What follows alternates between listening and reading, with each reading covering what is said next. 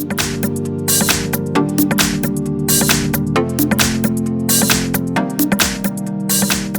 I have Samsung Galaxy Note 10. Let me show you how to reset settings on the following device. So at the very beginning, let's start by using the home screen. Let's open the list of all apps, choose here settings, scroll down and choose the general management right here. Here let's choose reset and choose reset settings. So this will reset all customized settings. If you are aware of this, let's choose reset settings and tap reset again. So the device is restarting. Let's wait until the operation will be completed.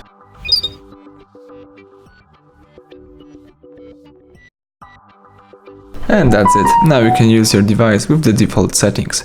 So everything went well. Thank you for watching. Please subscribe our channel, leave thumbs up under the video.